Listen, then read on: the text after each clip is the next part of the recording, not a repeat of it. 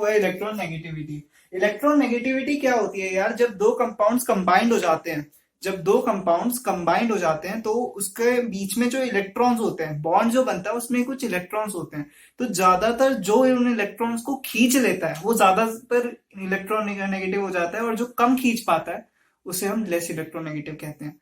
तो इलेक्ट्रोनेगेटिव की अगर हम डेफिनेशन निकालें, सो इट इज द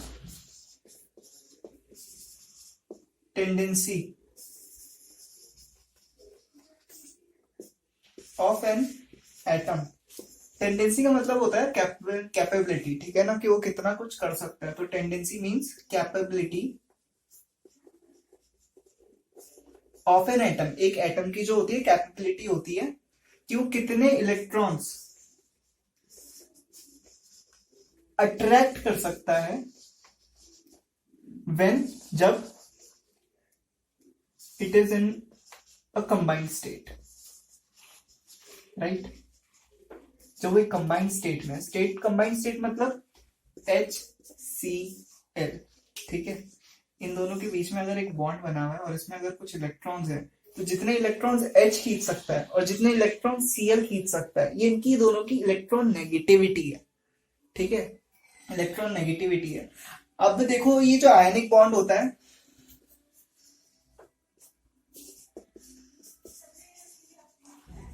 इसमें जो हमारा जो इलेक्ट्रॉन नेगेटिव होता है, ये थोड़ा सा क्या कहते हैं, इस पे डिपेंड करता है, ठीक है, इलेक्ट्रॉन नेगेटिविटी पे। तो जिसका इलेक्ट्रॉन नेगेटिविटी में बहुत ज्यादा डिफरेंस होता है, उनके बीच ये स्टेबल मतलब आयनिक बॉन्ड जो है पाया जाता है, जैसे HCl। तो इनकी जो इलेक्ट्रॉन नेगेटिविटी है उनमें बहुत ज्यादा डिफरेंस है, इसलिए ये आयनिक बॉन्ड है। इलेक्ट्रो और इलेक्ट्रोवैलेंट बॉन्ड भी इनको कहते हैं।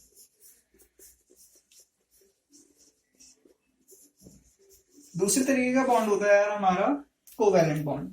तो कोवैलेंट बॉन्ड में क्या होता है, similar types of electron negative elements के बीच में ही पाया जाता है। तो वो क्या होता है, जैसे कि आप ले सकते हो, एग्जांपल ले लेते हैं Cl2। तो ये क्या हो जाएगा, Cl और Cl के बीच में जो बॉन्ड होगा उसको हम इलेक्ट्रो कोवैलेंट कह देंगे, क्योंकि ये दोनों ही सिमिलर टाइप ऑफ, मतलब ये तो सेम ही हो गए बट सिमिलर टाइप ऑफ, अगर सिमिलर भी है तो तब भी कोवैलेंट बॉन्ड चल सकता है, ठीक है। और आयनिक बॉन्ड्स में थोड़ा सा डिफरेंस ज्यादा होना चाहिए, there is a large difference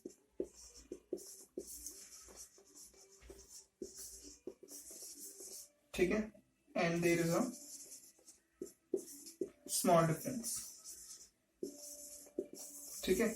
अब यार इसको एग्जांपल के हिसाब से समझते हैं, ठीक है ना। एग्जांपल की बारी आ चुकी है। अब एग्जांपल क्या होगा यार, देखो it is a tendency of an atom to attract electron. अब देखो यार तुम हो, ठीक है, और एक तुम्हारी क्रश है, ठीक है, और तुम एक ही टेबल पे बैठे हो खाना खाने के लिए। तो जिसकी भूख ज्यादा होगी वो ज्यादा रोटी लेगा ना, मतलब ज्यादा फूड लेगा ना, राइट।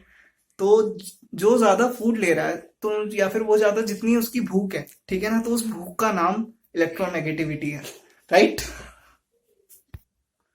तो ये जो अब हम फैक्टर्स देख लेते हैं, तो फैक्टर्स कौन से अफेक्ट करते हैं यार, वही दोनों, एटॉमिक साइज, ठीक है। भैया ये पीछे कब छोड़ेगा, बस एक टॉपिक और बचा है, ठीक है, एटॉमिक साइज। इसके बाद ठीक है, एटॉमिक साइज क्या अगर बढ़ेगा तो हमारा जो इलेक्ट्रॉन नेगेटिविटी है वो घट जाएगा। क्यों यार, पिछले वाले में इलेक्ट्रॉन एफिनिटी में मैंने शेयर नहीं करा था इतना, लेकिन इस वाले में करूंगा। जब एक छोटा एटम होता है, जब एक छोटा एटम होता है तो वो बहुत ज्यादा आसानी से इलेक्ट्रॉन ले लेता है। वो क्यों ले लेता है भाई, इसके पास नहीं, जो इसका न्यूक्लियर चार्ज है वो भी ज्यादा है, जो नंबर ऑफ शेल्स है वो भी कम है। लेकिन जो एक लार्ज एटम जब हो जाता है, ठीक है, और बड़ा बनाते हैं, जब एक लार्ज एटम हो जाता है तो उसको इलेक्ट्रॉन लेने में प्रॉब्लम हो जाती है, समझ गए, उसको जो इलेक्ट्रॉन लेने में प्रॉब्लम हो जाती है। ये बहुत ज्यादा रीडली ले लेता है, ठीक है, रेडिली ले लेता है, या फिर ये हम कहें बहुत ज्यादा जल्दी ले लेता है, और ये जो लेता है तो बहुत इसको थोड़ी सी मुश्किल होती है। तो जैसे जैसे एटॉमिक साइज बढ़ता जाता है इलेक्ट्रॉन नेगेटिविटी कम हो जाती है, क्योंकि इलेक्ट्रॉन नेगेटिविटी है क्या, वही रोटी खाना भूख की, ठीक है ना, मतलब इलेक्ट्रॉन्स लेना, इलेक्ट्रॉन पेयर अपने पास लाना, तो ठीक है ना, समझ गए ना। तो इलेक्ट्रॉन जब तक जा नहीं रहे बड़े एटम में, तो जैसे जैसे एटॉमिक साइज घटेगा मतलब बढ़ेगा वैसे ही इलेक्ट्रोनेगेटिविटी घट जाएगी। न्यूक्लियर चार्ज, जैसे जैसे न्यूक्लियर चार्ज यार बढ़ेगा इलेक्ट्रोनेगेटिविटी भी, तो जैसे जैसे न्यूक्लियर चार्ज बढ़ेगा वैसे वैसे इलेक्ट्रॉन नेगेटिविटी भी बढ़ जाएगी। क्यों? क्योंकि देखो यार जैसे जैसे न्यूक्लियर चार्ज बढ़ रहा है वैसे वैसे ही हमारी प्रोटॉन्स भी बढ़ रहे हैं। प्रोटॉन्स अगर जब बढ़ रहे हैं तो हमारा अट्रैक्शन बढ़ रहा है उस न्यूक्लियस की, क्योंकि न्यूक्लियस जो है इलेक्ट्रॉन्स को अट्रैक्ट करता है अपनी तरफ, नंबर ऑफ शेल्स को अट्रैक्ट करता है। तो जो हमारा अगर न्यूक्लियर चार्ज बढ़ रहा है तो इलेक्ट्रॉन नेगेटिविटी भी बढ़ रही है, क्योंकि इलेक्ट्रॉन लेने की उसकी टेंडेंसी और कैपेबिलिटी भी बढ़ती जा रही है। ठीक है ना? तो जब हम यहाँ से नीचे जाएंगे, ठीक है, तो एटॉमिक रेडियस क्या होगा हमारा, डिक्रीज कर जाएगा। जब एटॉमिक रेडियस हमारा डिक्रीज कर जाएगा तो इलेक्ट्रोनेगेटिविटी बढ़ जाएगा, रीजन बीइंग द सेम पीछे। ठीक है ना? और जब हम न्यूक्लियर चार्ज क्या होगा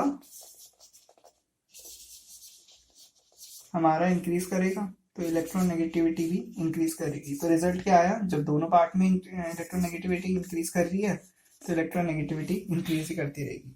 जब एटॉमिक रेडियस में होगा ना, ठीक है, तो जैसे जब हम यहाँ से नीचे चलेंगे डाउन द ग्रुप तो इसका बिल्कुल मैंने बताया था उल्टा होता है।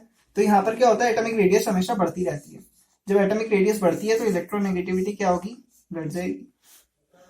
ठीक है, समझ रहे हो? और जब न्यूक्लियर चार्ज बढ़ेगा तो हमारा जो इलेक्ट्रोनेगेटिविटी होगी वो भी बढ़ेगी।